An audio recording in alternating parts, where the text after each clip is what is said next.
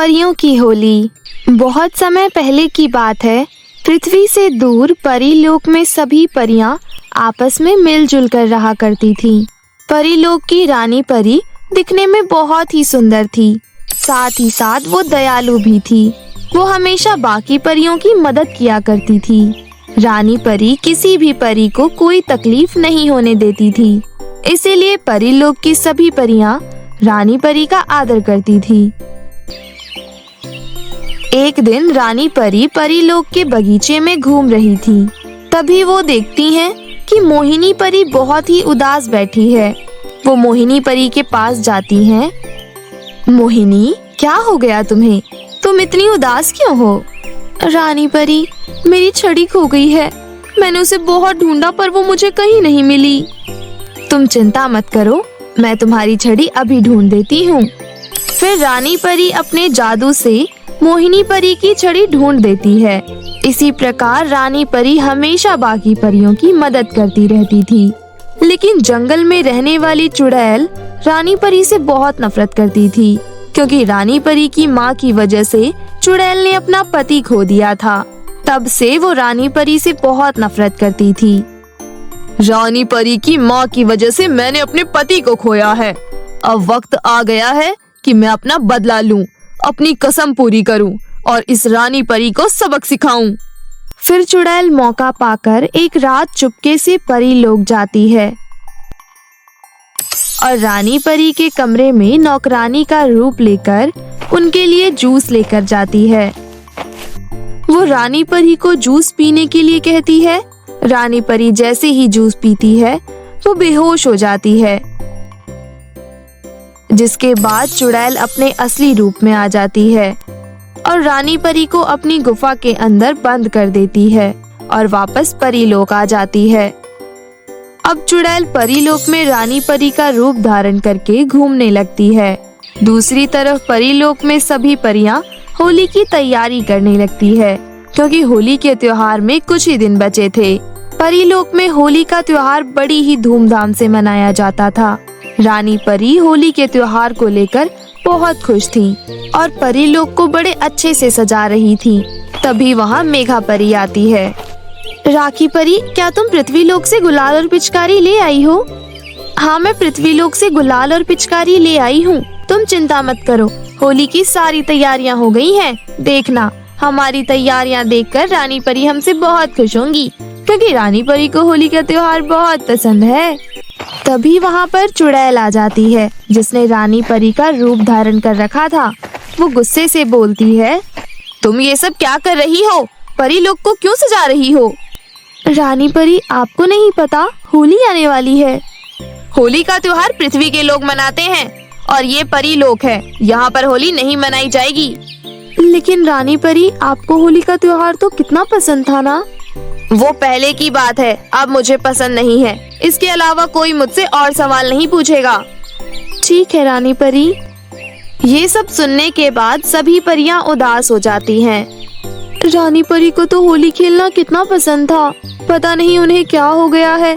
ऐसा लगता है कि ये रानी परी है ही नहीं, कोई और है। हाँ, तुम सही कह रही हो, मुझे भी कुछ गड़बड़ लगती है। चलो, हम सब मिलकर एक काम करते हैं। हम पूरे परीलोक का चक्कर लगाते हैं, हमें कोई ना कोई सुराग तो जरूर मिलेगा। ऐसा बोलकर सभी परियां परीलोक का चक्कर लगाने लगती हैं। तभी मेघा परी चक्कर लगाते हुए परीलोक के जंगल में पहुंच जाती है और उसे एक गुफा दिखाई देती है, जिसके अंदर से बचाओ बचाओ की आवाज आ रही थी। जरूर इस गुफा के अंदर कोई ना कोई तो है, हमें इसके अंदर चलकर देखना चाहिए। फिर मेघा परी गुफा के अंदर जाती है। मेघा देखती है कि रानी परी एक पिंजरे में बंद है, जिसके बाद वो फटाफट रानी परी को पिंजरे से आजाद करती है। रानी परी, आप यहाँ कैसे आई और आपको यहाँ किसने बंद किया? पता नहीं, सोते समय मुझे कौन यहाँ पर उठा ले आया और किसी ने मुझे इस पिंजरे में बंद कर दिया। जब मैं सुबह उठी तो इस पिंजरे के अंदर थी और यहाँ पर मुझे कोई नहीं दिखाई दिया। रानी परी की ये बात सुनने के बाद मेघा परी बहुत ज्यादा हैरान हो जाती है। लेकिन रानी परी, अगर आप यहाँ हो तो वहाँ परीलोक में कौन है जो रानी परी बनकर सब पर हुक्म चला रही है? फिर रानी परी और मेघा परी लोक के लिए निकल जाते हैं। परी लोक पहुंचकर रानी परी देखती है कि उसकी जैसी दिखने वाली परी उसके कक्ष में बैठी है। वो उसके पास जाती है। तुम नकली रानी परी हो, असली रानी परी मैं हूँ। ये मेरा परी लोक है।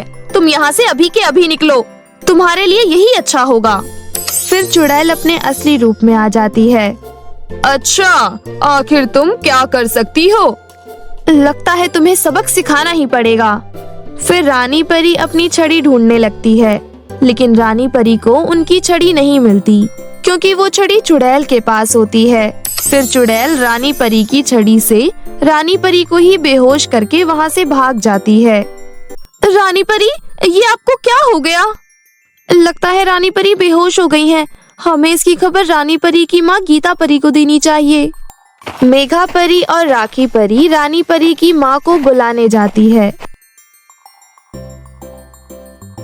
फिर रानी परी की माँ मेघा और राखी परी के साथ रानी परी के पास आती हैं और अपनी छड़ी से रानी परी को होश में लाती है। मेरी बच्ची, तुम ठीक तो हो ना? मैं ठीक हूँ माँ। क्या आप उस चुड़ैल को जानती हो? बेटी, ये 8 साल पहले की बात है, जब हमारे परी लोक से सारी परियां गायब हो रही थी। तब इस बात का पता करने के लिए कुछ परियों को जंगल में भेजा गया। वहाँ हमें बहुत सारी परियां मिली, जिनका एक राक्षस ने अपहरण कर रखा था। वो राक्षस परियों को खाता था। हमने बिना वक्त गवाए उस राक्षस को मार गिराया और सभी परियों को बचा लिया। ये चुड़ैल और कोई नहीं बल्कि उसी राक्षस की पत्नी है, इसलिए वो परी लोक और तुम्हें कभी खुश नहीं देखना चाहती। बेटी, अब तुम्हें ही अपने परी लोक की रक्षा करनी होगी। पर माँ, मैं कैसे रक्षा कर सकती हूँ? अब तो मेरे पास मेरी छड़ी भी नहीं है। तुम्हारी शक्ति उस छड़ी में नहीं बल्कि तुम्हारी सूझबूझ में है। मैंने तुम्हें रानी परी इसलिए बनाया है कि तुम अपनी सूझबूझ से मुसीबत का सामना कर सको। रानी परी काफी देर तक विचार करती है और काफी देर विचार करने के बाद वो अपनी माँ से पूछती है, माँ, उस चुड़ैल की कोई कमजोरी है क्या? हाँ बेटा, उस चुड़ैल की बस एक ही कमजोरी है, उसे पानी से बहुत डर लगता है। ये सुनकर रानी परी बहुत ज्यादा खुश हो जाती है। मेघा परी, तुम पूरे परी लोक में ये बात फैला दो कि रानी परी की तबीयत बहुत खराब है, इसलिए रानी परी तुम्हें और मेघा परी को 1 हफ्ते के लिए इस परी लोक की रानी परी बना रही है। रानी परी, आप ये क्या कह रही हो? मेघा, तुम चिंता मत करो, मैं जैसा कह रही हूँ बस तुम वैसा ही करती जाओ। फिर मेघा परी पूरे परी लोक में ये बात फैला देती है कि रानी परी ने उसे 1 हफ्ते के लिए इस परी लोक की रानी परी बनाया है। ये बात उस चुड़ैल को भी पता चल जाती है। ये सुनने के बाद चुड़ैल बहुत खुश हो जाती है। इस मेघा परी को मारना तो और भी आसान है और ये मेरा कुछ नहीं बिगाड़ सकती। हा हा हा हा। इस बार मेघा परी ने परी लोक के महल के बाहर एक सुरक्षा कवच लगा रखा था ताकि कोई भी महल में आए तो उसे पता चल जाए। इसके बाद वो चुड़ैल महल में आने की कोशिश करती है। तभी मेघा परी को इस बात का पता चल जाता है। मेघा परी वही करती है जो रानी परी ने उसे करने के लिए कहा था। मेघा परी अपनी शक्तियों से बारिश शुरू करवा देती है। जैसे ही चुड़ैल पर बारिश का पानी पड़ने लगता है, चुड़ैल जलने लगती है और उसके हाथ से रानी परी की छड़ी छूट जाती है। तभी खिड़की से रानी परी आती है और अपनी छड़ी उठा लेती है और उस अधजली चुड़ैल को हमेशा के लिए कैद कर लेती है। जिसके बाद पूरे परी लोक में होली का त्योहार बड़ी धूमधाम से मनाया जाता है। सभी परियां एक दूसरे को गुलाल लगाती हैं और एक दूसरे को होली की शुभकामनाएं देती हैं और बुराई पर अच्छाई की जीत हो जाती है। सहेली बनी सौतन। मानसी और अवनी दोनों ही बेस्ट फ्रेंड थी। दोनों में सगी बहनों से भी ज्यादा प्यार था। साथ पढ़ना, घूमना, शॉपिंग करना, यहाँ तक कि दोनों एक जैसे कपड़े भी पहना करती थी। ऐसे ही एक दिन दोनों कॉलेज के कैंटीन में बैठी हुई बर्गर खा रही होती है। तभी मानसी बोलती है, यार तुझे पता है मम्मी मेरी शादी के लिए रिश्ता देख रही है। अच्छा जी, यार एक बात कहूँ? हाँ हाँ बोल ना। यार देख, मैं जानती हूँ ये गलत है, पर यार मैं तुझसे बहुत प्यार करती हूँ। मैं तुझे किसी और का होते हुए नहीं देख सकती। आई लव यू मानसी। क्या? हाँ मानसी। अवनी यार, ये सब तो क्या बोल रही है? ये सब कब, कैसे? अरे यार तू तो सीरियस हो गई, मैं तो मजाक कर रही थी। क्या यार, कैसे मजाक करती है तू? ऐसी ही दोनों सहेलियां हंसी मजाक करती है और शाम को अपने अपने घर चली जाती है। ऐसे ही कुछ दिन बाद मानसी के लिए अनमोल नाम के लड़के का रिश्ता आता है। दोनों परिवार वाले आपसी सहमति से रिश्ता पक्का कर देते हैं और शादी की डेट फिक्स कर देते हैं, जिसके बाद सभी लोग शादी की तैयारियों में लग जाते हैं और आखिरकार शादी का दिन आता है। 7 फेरे पूरे होने पर वर वधू शादी के पवित्र बंधन में बन जाते हैं। मानसी और अनमोल को स्टेज पर बिठाया जाता है, जिसके बाद हाथों में तोहफे लिए अवनी उन दोनों के पास जाती है और बोलती है, तो मेरी प्यारी सहेली मानसी और उसके पति अनमोल को मेरे यानी मानसी की परम मित्र अवनी के तरफ से आपके नव विवाहित जीवन के लिए ढेर सारी शुभकामनाएं। एक नंबर की पगली ही रहना तुम हमेशा। अनमोल जी, ये मेरी दोस्त, मेरी बहन, मेरी सब कुछ है। थैंक यू अवनी, तुम्हारी शुभकामनाओं के लिए। चलो अब फाइनली मैं फ्री हूँ, मेरी सिरदर्दी खत्म हुई, अब आप ही संभालो इसे। अच्छा, तो मैं तेरी सरदर्दी हूँ? बहुत अच्छे। और नहीं तो क्या, अब मैं मजे से अपनी लाइफ एंजॉय करूँगी। ठीक है, कर लियो। वैसे भी मैं जा रही हूँ विदा होकर। कमीनी, तू ही रोएगी सबसे ज्यादा।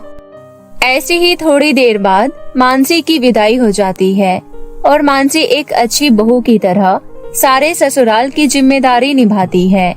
साथ ही अनमोल भी उसे बहुत प्यार करता है। ऐसे ही एक दिन देर रात को अनमोल ऑफिस से घर आ रहा होता है कि तभी रास्ते में उसे अवनी मिल जाती है। अवनी को देखती ही अनमोल कार लेकर उसके पास जाता है और उसके सामने कार रोककर बोलता है, हेलो अवनी, तुम यहाँ क्या कर रही हो? अरे अनमोल तुम? कुछ नहीं, मेरी कार खराब हो गई थी तो टैक्सी का वेट कर रही थी। अरे आओ, मैं तुम्हें ड्रॉप कर देता हूँ। वैसे भी रात काफी ज्यादा हो चुकी है। अरे नहीं नहीं, मैं चली जाऊंगी, आप परेशान मत होइए। अरे इसमें परेशानी कैसी? आओ, तुम सोचो मत ज्यादा, बैठ जाओ। अनमोल के बार बार कहने पर अवनी कार में बैठ जाती है और दोनों आपस में बातें करने लगते हैं। तभी अवनी बोलती है, और बताइए अनमोल, मानसी कैसी है? सब ठीक तो है ना? जी सब ठीक है, आप बताइए। जी सब बढ़िया। और बॉयफ्रेंड है आपका? अरे नहीं नहीं, मैं सिंगल हूँ, आप बन जाओ। ओह माय गुडनेस, इतनी अच्छी लड़की ऑफर दे रही है, मेरी तो किस्मत ही चमक गई। Oh really? फिर आपको बता दूं कि ये ऑफर लिमिटेड टाइम के लिए है, तो जल्दी से हाँ कर देना। जी मैं तो हाँ कहता हूँ। कंप्यूटर जी, अनमोल जी के आंसर को लॉक कर दिया जाए। मुबारक हो, आप जीते हैं अवनी की दोस्ती। जिसके बाद दोनों जोर जोर से हंसने लगते हैं। बातों ही बातों में दोनों के नंबर एक दूसरे से एक्सचेंज हो जाते हैं। कुछ देर बाद अनमोल अवनी को उसके घर ड्रॉप कर देता है और वहाँ से चला जाता है। ऐसे ही कुछ और दिन बीत जाते हैं और अवनी अनमोल के बीच की बातों का सिलसिला बढ़ने लगता है। ऐसे ही एक दिन अनमोल कॉल करके अवनी को एक क्लब में बुलाता है। कुछ देर बाद अवनी एक हॉट सी ड्रेस पहनकर क्लब में जाती है। अनमोल उसे देखकर बस देखता रह जाता है। दोनों साथ में ड्रिंक करते हैं, फिर डांस करने के लिए फ्लोर पर जाते हैं। तभी डांस करते करते दोनों एक दूसरे के करीब आ जाते हैं और अनमोल प्यार से अवनी के बालों को सहलाने लगता है। तभी वो उसे बोलती है, क्या बात है, इरादे कुछ ठीक नहीं लग रहे आपके। इरादे तो ठीक ही थे, बस जब से तुमसे मिला हूँ तब से बिगड़ गए हैं। अच्छा सच? ऐसा क्या देख लिया आपने? ये कजरारी आँखें, ये ग्लॉसी लिप्स, ये नागिन जैसी जुल्फें, कोई पागल ही होगा जो इस रूप का दीवाना नहीं होगा। वैसे पसंद तो आप मुझे भी हो। ये दिल मुझे मेरी सहेली की सौतन बनने पर मजबूर कर रहा है। तो बन जाओ ना। I love you Avni. I love you too Anmol. जिसके बाद दोनों क्लब में बने रूम में जाते हैं और एक साथ प्यार भरे लम्हों को एंजॉय करते हैं। ऐसे ही वक्त बीतता जाता है और एक दिन मानसी को पता चलता है कि वो प्रेग्नेंट है, जिसके बाद वो ये खुशखबरी अनमोल और अवनी को देती है। फिर एक दिन हाथों में बैग लिए अवनी मानसी के घर आती है और डोरबेल बजाती है, जिसके बाद मानसी दरवाजा खोलती है और बोलती है, ओए तू? हाँ मैं पगलू। पर ये तो बता, तू एकदम से कैसे आई? यार तू अकेली है और ऊपर से प्रेग्नेंट भी, तो मैंने सोचा मैं तेरी हेल्प के लिए आ जाती हूँ, क्योंकि आखिर मैं भी तो बेबी की मौसी हूँ। यार तो सच में मेरी पक्की सहेली है, वरना आजकल की सहेलियां दोस्त कम सौतन ज्यादा है, पर तू सबसे अलग है। ऐसे ही दोनों सहेलियां आपस में बातें करने लगती है। शाम को जब अनमोल ऑफिस से घर वापस आता है तो अवनी को घर में देखकर हैरान हो जाता है।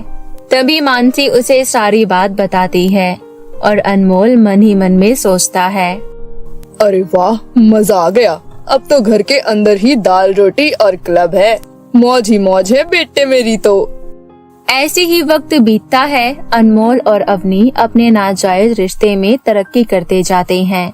जहां एक तरफ अवनी मानसी के मुंह पर सहेली होने का ढोंग करती, तो वहीं उसके पीछे उसकी सौतन बनकर अनमोल के साथ अय्याशियां करती।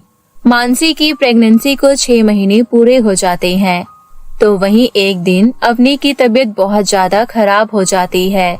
अनमोल उसे डॉक्टर के पास लेकर जाता है, जहां उसे पता चलता है कि अवनी भी प्रेग्नेंट है।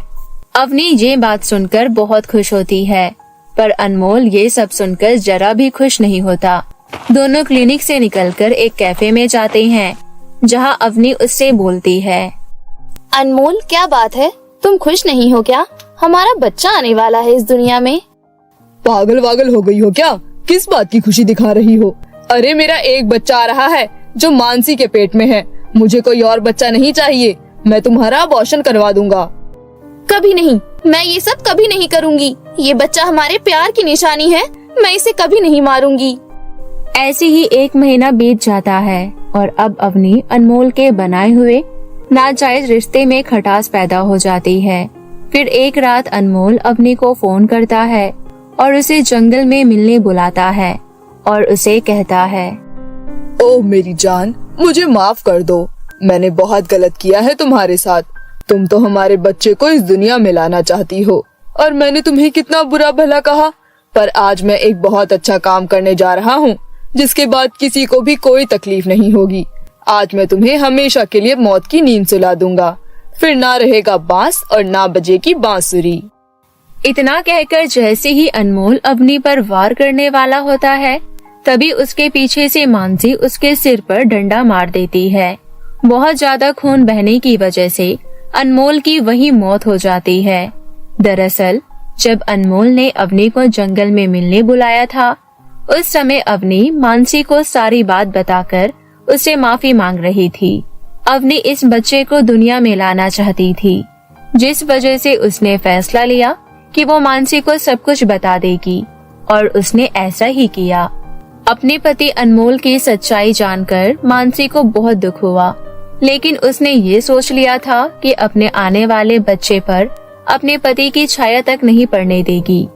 इसलिए जब अनमोल ने अवनी को मारने की कोशिश की, तो मजबूरन मानसी ने उसे पीछे से डंडा मार दिया। कुछ समय बाद मानसी की डिलीवरी हुई और उसे एक बेटा पैदा हुआ। उसके कुछ महीनों बाद अवनी को भी एक बेटी पैदा हुई। दोनों एक साथ बहनों की तरह फिर से रहने लगी।